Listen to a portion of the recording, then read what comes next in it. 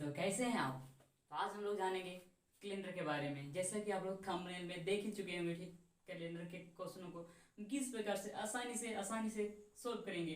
तो आइए हम जानते हैं कैलेंडर को। तो कैलेंडर को दो भागों में बांटा गया है। पहला जो कि लीप ईयर और दूसरा जो कि नॉन लीप ईयर। तो लीप ईयर और नॉन लीप ईयर का जो कंडीशन होता है उसको हम जानेंगे। उसके बाद हम कैलेंडर के नॉन लीप ईयर तो नॉन लीप ईयर में बनने वाले सवालों को हम सोल्व करेंगे। तो आइए हम देखते हैं कंडीशन क्या क्या होती है लीप ईयर और नॉन लीप ईयर का क्या क्या कंडीशन होती है। तो पहला कंडीशन लीप ईयर का, लीप ईयर में वैसा वर्ष जो 4 से विभाज्य होता है। जैसे कि 400 मानते हैं तो 4 से विभाज्य होता है, तो इसे हम कहते हैं लीप ईयर। तो वैसा वर्ष जो 4 से विभाज्य होता है उसे हम लीप ईयर कहते हैं। क्या, उसे हम लीप ईयर कहते हैं। दूसरा उसका कंडीशन यह होता है कि लीप ईयर में 366 दिन होता है। कितना लीप ईयर में दोस्तों, ध्यान से देखिएगा आप, लीप ईयर में 366 दिन होता है। अगर इसको हम 7 से डिवाइड करते हैं, 7 से डिवाइड क्यों करते हैं? क्योंकि 7 से हम किसी भी संख्या में डिवाइड करते हैं साल निकालने के लिए। 7 से हम किसी भी संख्या को हम डिवाइड करते हैं तो हमेशा वही संख्या, जैसे कि हम आज 2 तारीख है तो अगर इसमें हम 7 जोड़ते हैं तो 2 तारीख का अगर रविवार है तो 7 तारीख को भी रविवार होगा। आप प्रैक्टिकल करके हम दिखाएंगे आपको, ठीक है। तो 7 से अगर हम डिवाइड करते हैं इसको तो इसमें 52 वीक और 2 ऑड डेज आता है। 2 ऑड डेज क्या होता है हम बताएंगे आपको। क्वेश्चन सॉल्व करते समय आपको ऑड डेज के बारे में भी क्या, इसके क्या कंसेप्ट है उसके बारे में हम सॉल्व करेंगे। थर्ड इसका क्या कंसेप्ट होता है लीप ईयर का। तो लीप ईयर का साल का अंतिम दिन और लास्ट दिन, अंतिम दिन जो लीप ईयर में जो होता है समथिंग लाइक, अगर 2020 में अगर फर्स्ट अगर 1 जनवरी को संडे था तो 2020 में जो कि लास्ट होगा जो 31 दिसंबर होगा उस दिन ट्यूसडे को। तो वही लिखा है यहाँ पे, जो कि लीप ईयर का साल का अंतिम दिन और फर्स्ट दिन जो कि 1 दिन अधिक होता है। कितना? 1 दिन अधिक होता है। इसी प्रकार से जो कि इसका अपोजिट डायरेक्ट होता है नॉन लीप ईयर। तो नॉन लीप ईयर किसे कहते हैं? नॉन लीप ईयर वैसा वर्ष जो 4 से विभाज्य नहीं होता है। जैसे कि 399, जैसे हम 4 से विभाज्य करते हैं तो 4 से विभाज्य नहीं होता है, तो उसे हम यह कह सकते हैं कि यह नॉन लीप ईयर है। तो नॉन लीप ईयर का कंसेप्ट यह होता है कि वह 4 से विभाज्य नहीं होता है। के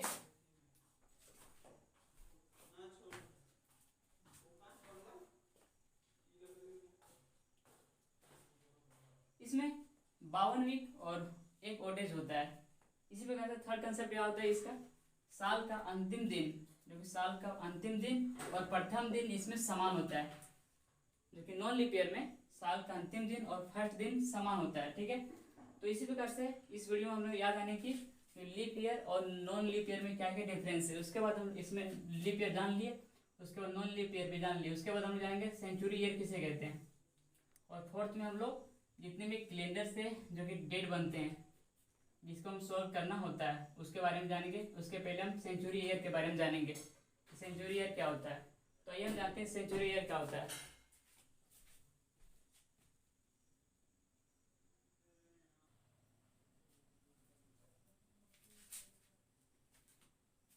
तो सेंचुरी ईयर किसे कहते हैं? सेंचुरी ईयर वैसा वर्ष जो 100 से पूरी तरीके से विभाज्य है उसे हम सेंचुरी ईयर कहते हैं। जैसे कि 400 में अगर हम 4 से विभाज्य करते हैं तो यह पूरी तरीके से विभाज्य हो जाएगा।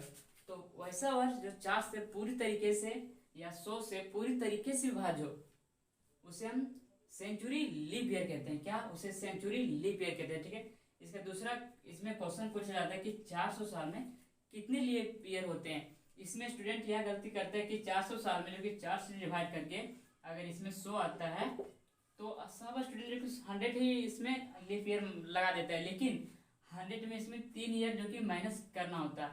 तो जो कि 400 साल में 97 लीप ईयर होते हैं। कितना? 400 साल में 97 लीप ईयर होते हैं, ठीक है। और इसका थर्ड कंसेप्ट यह है कि किसी भी शताब्दी वर्ष का जो कि अंतिम दिन होता है, जैसे 400 हो गया, 1600 हो गया, 20 मतलब 2000 हो गया, 24 हो गया, तो वही तो किसी भी शताब्दी वर्ष का जो कि अंतिम दिन और टीटीएस नहीं हो सकता। क्योंकि ट्यूसडे, थर्सडे और सैटरडे नहीं हो सकता मतलब नहीं हो सकता, ठीक है। तो एक और बात है कि तीसरा इसमें कंसेप्ट पूछा जाता है कि जब जो कि कैलेंडर स्टार्ट हुआ था तो उसमें जो कि फर्स्ट दिन था उसमें कौन सा दिन था। तो उसमें फर्स्ट दिन जो था उस फर्स्ट सन 1 को, जिस समय ईसा मसीह का जन्म हुआ, उसके बाद जो कि कैलेंडर का निर्माण हुआ, तो उस समय से 1 ईस्वी हुआ ना, तो उस समय से 1 ईस्वी हुआ, तो उस समय सोमवार से दिन आगे बढ़ा, ना कि सैटरडे संडे, जो कि सोमवार। तो एक सन 1 को क्या था, तो सन 1 को क्या था, तो सन 1 के जो जो था, जो कि सोमवार था, क्या था, सोमवार था, ठीक है। और फिर चौथा कंसेप्ट क्या है कि जो कि सीधा सीधी क्वेश्चन आंसर में क्वेश्चन में पूछा जाता है कि इंडिया का जो फाइनेंशियल है, जो कि वित्त वर्ष कब से कब स्टार्ट होता है, तो इंडिया का जो वित्त वर्ष होता है वो 1 अप्रैल से अगले वर्ष 31 मार्च तक होता है। क्या, 1 अप्रैल से अगले वर्ष 31 मार्च तक, जो कि इंडिया का लीप ईयर होता है, सॉरी इंडिया का जो फाइनेंशियल ईयर होता है, ठीक है। तो और जुलाई और अगस्त एक ऐसा महीना है जो कि लगातार, जुलाई और अगस्त एक ऐसा महीना है जो कि लगातार 31वां महीना होता है, ठीक है। तो यहाँ हम लोग जान लिए लीप ईयर क्या होता है, नॉन लीप ईयर क्या होता है, शताब्दी जो कि सेंचुरी लीप ईयर क्या होता है। उसके बाद सब कंसेप्ट जानने के बाद हम लोग जो कि कैलेंडर से जितने सारे क्वेश्चन आते हैं उसको हम लोग सॉल्व करेंगे। तो आइए हम कैलेंडर से आने वाले क्वेश्चनों को सॉल्व करेंगे। उसके पहले हम इस कंसेप्ट को ध्यान से देखेंगे आप। उसके बाद हम लोग find date, how to find date, तो कैलेंडर के डेट को कैसे फाइंड करते हैं उसके बारे में हम जानेंगे। तो ये जानते हैं कि कैलेंडर से आने वाली डेट को कैसे फाइंड करते हैं।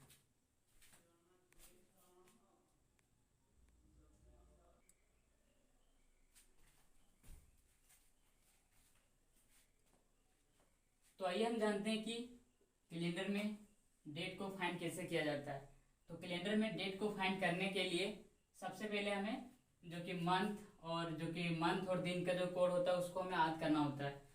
जो कि मंथ और दिन के कोड को अगर हम छोड़ भी दें तो उसके बगैर भी हम जो कैलेंडर में डेट होता है उसको हम निकाल सकते हैं।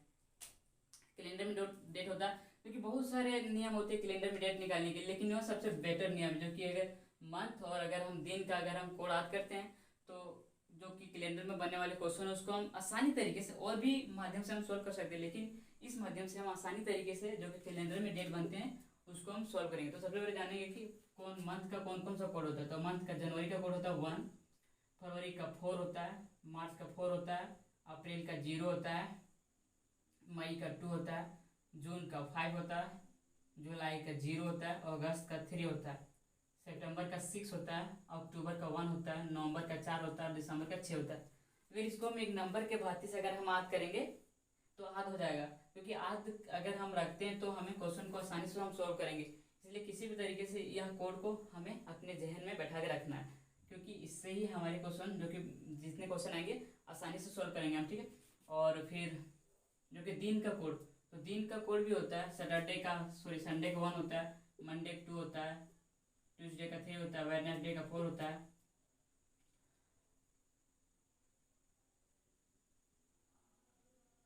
थर्सडे का 5 होता है, फ्राइडे का 6 होता है, सैटरडे का 0 होता है।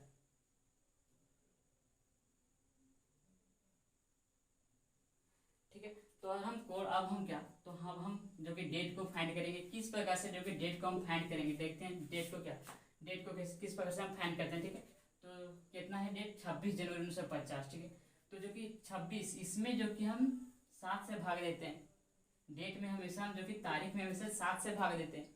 7 से भागा देंगे हम, देखिए 7 से भागा देंगे, कितना बचेगा, 7 से भागा देंगे कितना बचेगा, रिमाइंडर कितना बचेगा, रिमाइंडर इसमें बचेगा 21 होता, तो रिमाइंडर इसमें कितना बचेगा, रिमाइंडर इसमें 5 बचेगा।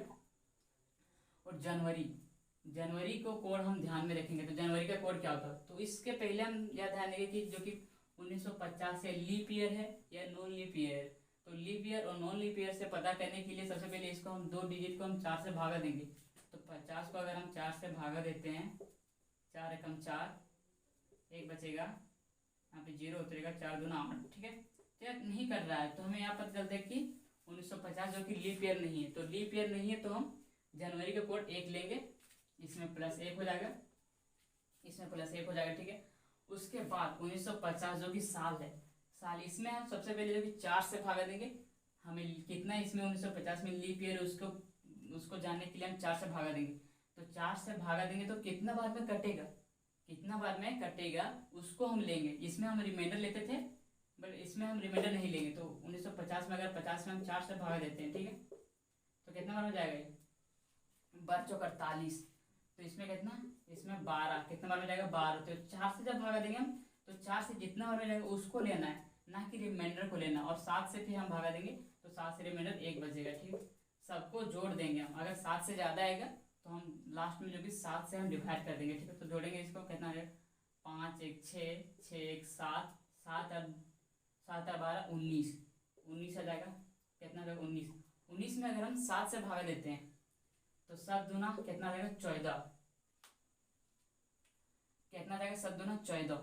तो कितना बचेगा शेष 5 बचेगा। तो 5 में कौन सा दिन होता है, तो 5 में कौन सा दिन होता है, 5 में जो कि कौन सा दिन होता है, थर्सडे।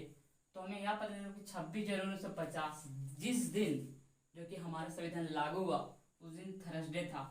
कौन सा दिन था, थर्सडे था। ठीक है, उसी प्रकार से हम एक और डेट को हम फाइंड करते हैं कि अगर एक डेट में क्लियर आपको नहीं हुआ तो दूसरा डेट से हम फाइंड करते हैं। उसी प्रकार से कि इसमें क्या किए थे, इसमें डेट में सबसे पहले 7 से डिवाइड किए थे। क्या किए थे, 7 से डिवाइड किए थे।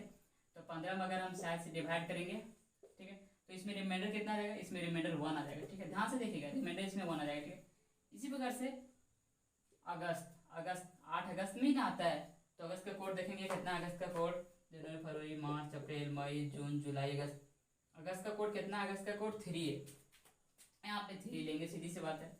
इसी प्रकार से फिर यहाँ पे लीप ईयर जाने के लिए हम 4 से भागा देंगे। क्या, लीप ईयर जाने के लिए हम 4 से भागा देंगे।